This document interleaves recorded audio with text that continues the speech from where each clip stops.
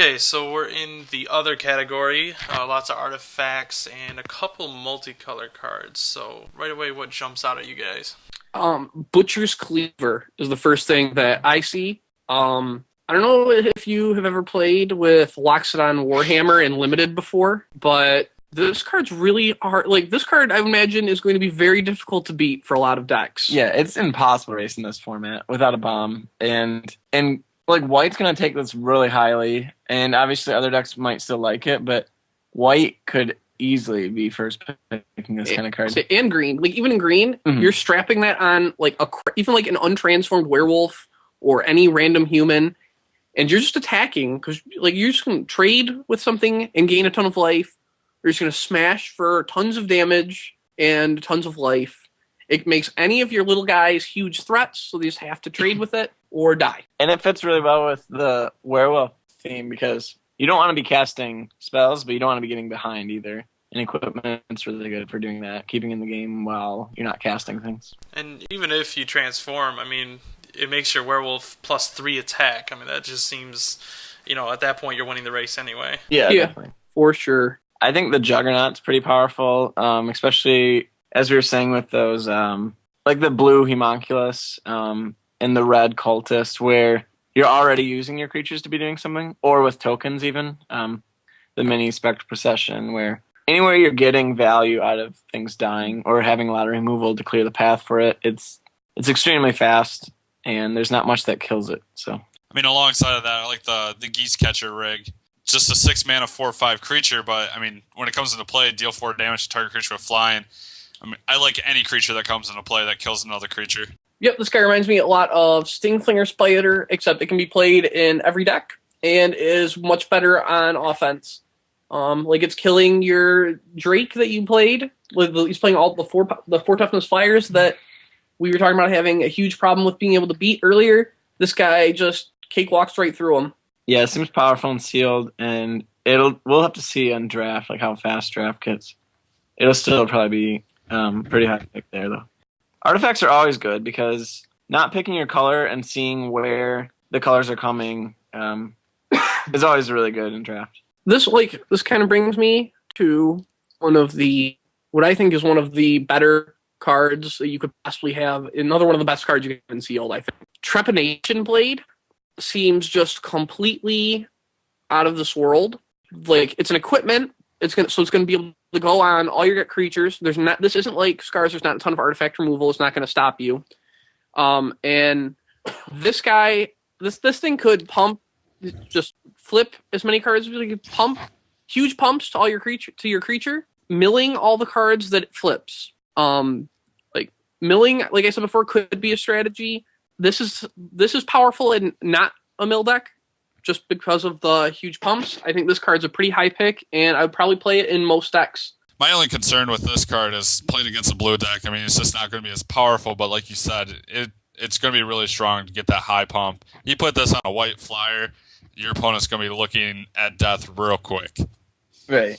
Yeah, you'll have to see about their deck if you ever have to take it out. Like, if they have, the 5/6, it's going to be hard to want to play that. You just want to cut off that route for them. But even against blue, you can see it taking over games. Like, they have to have that card at the right time, or they'll be dead before it. One of the only drawbacks is that it only happens when you attack, and equipment's generally better when you can use it on both sides. So that's one thing to keep in mind, too. It's better in cheap, aggressive decks. Another card that I was thinking about that could be a pretty solid equipment for limited is Inquisitioner's Flail. It's good on defense, in the fact that it makes all of your blockers be able to kill things way bigger than they should be able to kill, and adds a ton of pressure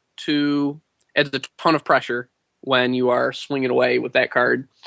That card could just be a huge beating very quickly, and if you leave that creatures holding that thing unchecked, you are going to find your life total very low very fast. Blazing Torch is pretty sweet. It can be a removal spell against a lot of decks. This is probably one of those kinds of removal spells that you're going to want to have in your board. Like, I probably won't start this card, but I will be playing it. I'll be boarding it in a lot of my matchups this Saturday, for sure. See, I disagree. I can see this card more as a main deckable card. I'm expecting to see vampires and zombies all over the place. Maybe not in the blue-white or in the green-white, but the fact that you can just sack it to deal 2 damage to target creature or player is just really huge. Killing a 2/2, I think, is good enough to main deck this card. Yeah, if you have enough curve with your creatures, it's main deckable. If your creatures, it depends on your colors. I see like white decks really wanting this card because they can race with the help of the no block clause, and then using it as removal in a color that's pretty light is going to be much more important than, let's say, red.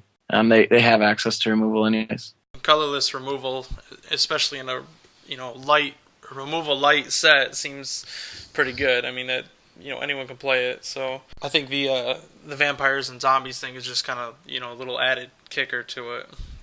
Let's talk about one of the multicolor cards. I know they're all rare, but we should probably talk about the card Geist of Saint Traft. That just, I want it to be good. I really do, but and when I was looking at the card originally, I was thinking more of constructed, but in limited, obviously, I think you play this card just hexproof alone.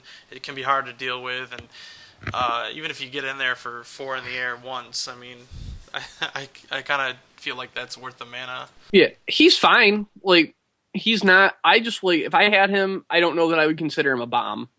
Like, he's another guy. He fits great on my curve, and he can take over a game on his own if he goes unchecked. But at the same time, this guy's a 2/2 and trades with everything. So it's like but because he's so small, he's very fragile, and like any random 2-power guy can trade with this with him. What I would say is he fits perfect with the card Feeling of Dread. You're already going to be blue-white, probably flyers, aggro, and those strategies are always based on temp. And something like Feeling of Dread can just make that card an actual nutty card unlimited, where I do as well see it in constructed more. But you can build around it if it's draft, and sealed it's going to be a lot harder to abuse that card. I mean, it's hard not to get excited about this card. I mean, how many creatures make a 4/4 flyer when it attacks? And then the fact of the matter is they put hexproof on top of it, so that way you can at least get one attack with it, or at least set it up to get that attack. Yeah, you're getting it for 4. Like, you're getting in for 4. It's happening. And like you were talking about with the blue-white flyers archetype, like if you happen to have cobbled wings, I mean, setting that up on that just seems pretty nutty. It seems not the worst.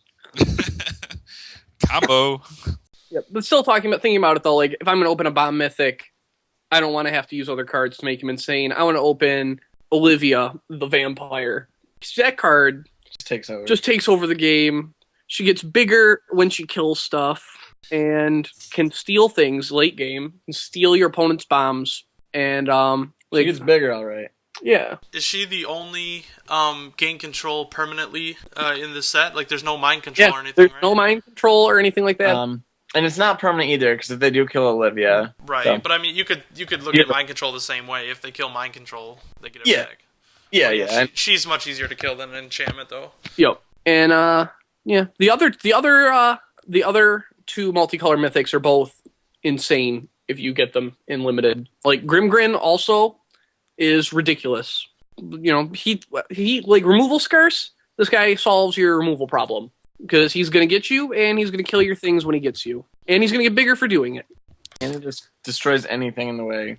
Yep. For his first swing, you just get to toss your meaningless creatures for their bombs.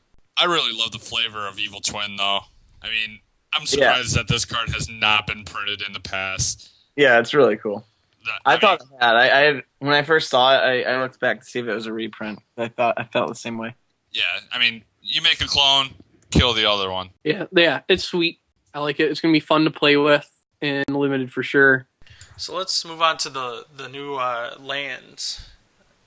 These seem pretty interesting. They all give you the one color list, but then they all have an added effect in a multicolor setting.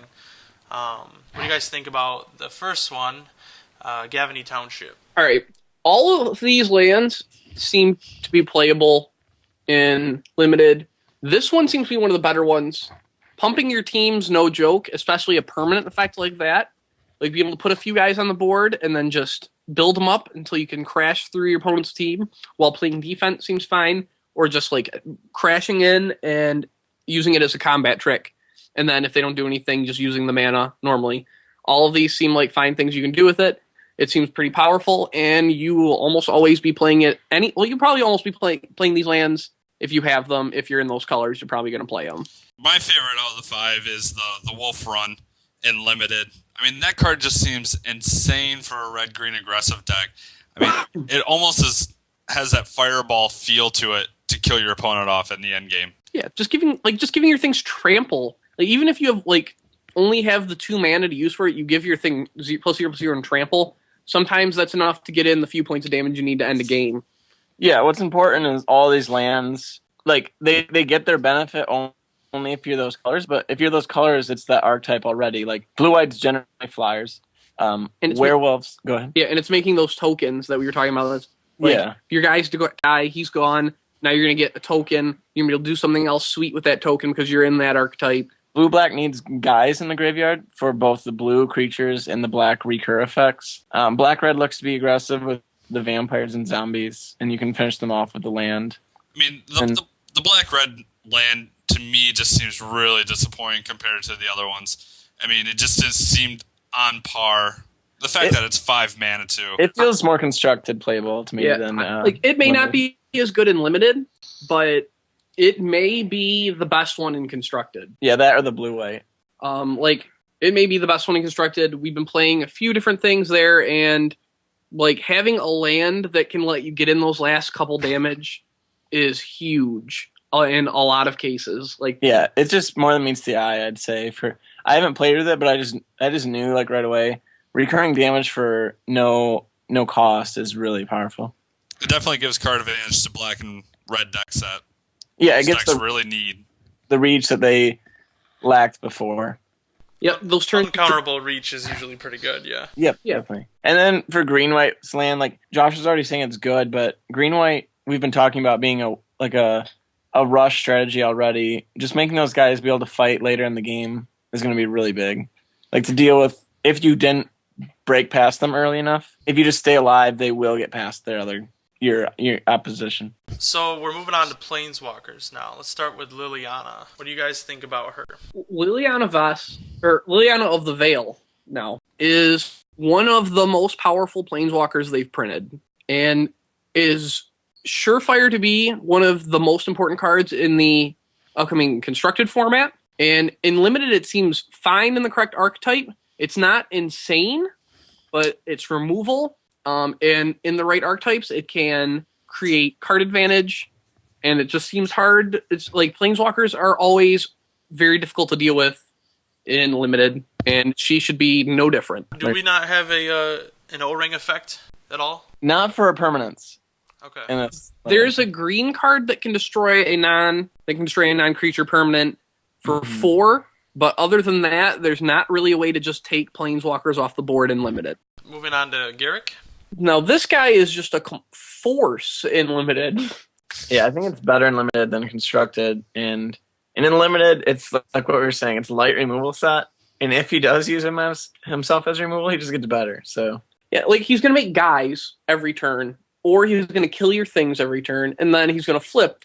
And he's going to make guys that kill your guys, or get your bombs, or win you the game with his overrun ability.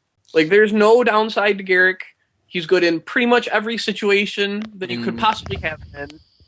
And you can splash him this Saturday. That's the most interesting thing that I noticed about him, is the 1 green mana symbol. I never thought I'd see a card like this do that. Well, I was shocked in the fact that M12, it was triple green to cast that Garrick. And this guy has 5 abilities, and he only has 1 green to cast. I'm easily splashing this no matter what color I'm in. Oh, for sure. This is one of the biggest bombs that you can possibly have in this format. It's probably top 5 biggest bombs available to you to open this Saturday. All right, so why don't we start with Larry and tell me what color or colors you really hope to see when you open your packs. The colors I'm really hoping to see when I open my packs, I believe, is actually green-red. I want to play a little bit more aggressively at this pre-release. All right, Nick, how about you? I really like white in this set. I think the creatures are pretty powerful on their own. Okay, and how about you, Josh? Probably blue-black or blue-red. All right, cool. Well, thank you very much, guys, for doing this. It was a lot of fun, and hopefully we can do some more things like this. And, yeah.